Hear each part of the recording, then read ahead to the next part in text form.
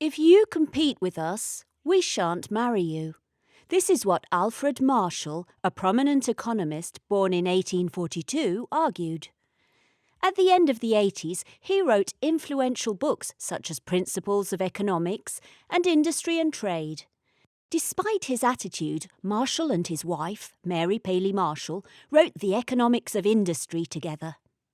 She was one of the first women to take the TRIPOS exam at Cambridge University, partly thanks to the support of her future husband. Marshall initially advocated degrees for women, but later strongly opposed them, as well as women's participation in academia.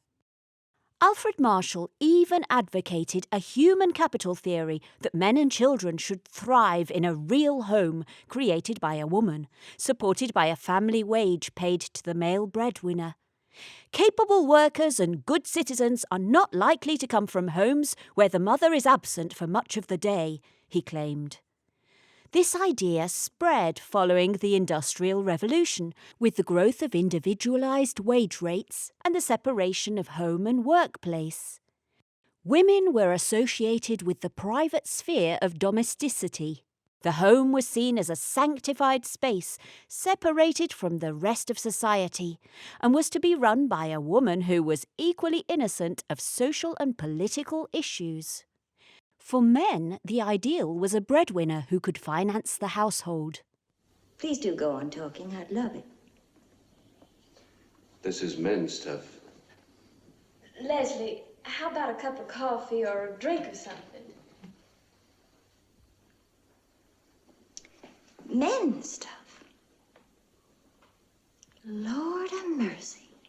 When the Industrial Revolution created a range of skilled and well-paid jobs in the service and manufacturing sectors, this ideology translated into gender norms about who should receive the necessary higher education and appropriate roles in the labour market. This historical context shows how gender ideologies can shape norms and institutions by offering rents to one gender. Gender norms are thus established beliefs in society about what men and women should do and how they should behave to be included and respected in their gender group and society. This gives rise to concerns about the social and reputational consequences of deviating from prescribed behaviour. In the 19th century, in many countries, property acquired by women after marriage was legally absorbed by their husbands. In addition, married women were subject to marital power, which conferred their legal rights on their husbands and prohibited them from concluding contracts on their own. Between the mid-19th and early 20th centuries, few states began to pass laws revising some of these restrictions and favouring greater freedom for women in trade. However, bourgeois people perceived this independence as a threat that would undermine the institutions of marriage and the family. The so-called separate spheres ideology created constraints on market work choices and behaviour of each gender. And in Italy?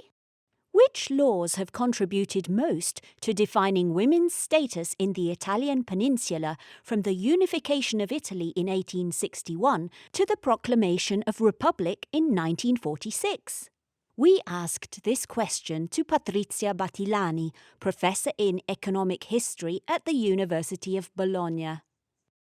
Il nuovo Stato italiano non fu amico delle donne e con le prime leggi continuò a negare loro il diritto di voto e introdusse l'autorizzazione maritale per l'apertura di nuove imprese. In Lombardia e Veneto si trattò di un arretramento per le donne che avevano sino ad allora potuto avviare la loro attività. Per avere una svolta occorre attendere il 1919 e la legge Sacchi, che aprì alle donne tutte le carriere, fatta eccezione per la magistratura, la carriera militare e la carriera politica. La legge fu in parte una ricompensa per l'apporto dato alle donne nel mondo del lavoro durante la guerra.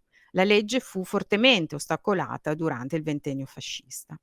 La seconda svolta importante fu il decreto del 1946 che introdusse il suffragio universale femminile. Anche qui il legame con la Resistenza è molto evidente. Poi, naturalmente, bisogna ricordare la Costituzione del 1948 che, introducendo la parità fra uomini e donne, creò i presupposti legislativi per la modifica delle tante leggi che invece introducevano una diversità fra uomini e donne. How did the role of women in society change as a result of the feminist movement in the 1960s 70s? We asked this question to Alberto Rinaldi, professor in economic history at the University of Modena and Reggio Emilia. Dopo il 1968, la presenza delle donne nel mondo del lavoro aumentò notevolmente grazie ai movimenti collettivi che si svilupparono in Italia tra gli anni 60 e 70 e alla espansione della domanda di lavoro del settore dei servizi. Ma a metà degli anni 70 i salari delle donne e le loro mansioni erano mediamente più bassi di quelli degli uomini. Sotto la spinta dei gruppi femministi che rivendicavano l'uguaglianza dei diritti tra donne e uomini, furono approvate importanti leggi come la riforma del diritto di famiglia del 1975, che affermò la parità giuridica e morale tra i coniugi, e la legge Anselmi del 1977, che stabilì la parità di genere nei luoghi di lavoro. Tuttavia, solo nel 1991 fu approvata la legge numero 125 che prevedeva azioni attive per rimuovere gli ostacoli che di fatto impedivano la realizzazione delle pari opportunità tra uomini e donne sul mercato del lavoro. Il cambiamento innescatosi in quegli anni ha portato nel tempo le famiglie italiane ad investire molto di più nell'istruzione delle proprie figlie. Gender norms have been completely internalized and have become part of individuals' self-perception. Thus, they directly shape preferences. For example, girls tend to stay away from fields of study giving them access to higher earnings and career prospect, like math-intensive fields. The widespread belief that girls are less talented and less fit for competitive environments than boys damages their self-esteem. Furthermore, parenthood affects differently male and female workers. When they become mothers, women make work decisions that result in substantial losses in earnings, while the situation remains unchanged for fathers. Gendered norms cause a misallocation of talent and are associated with significant losses. Equality in the labour market cannot be reached without gender-neutral caregiving in the household.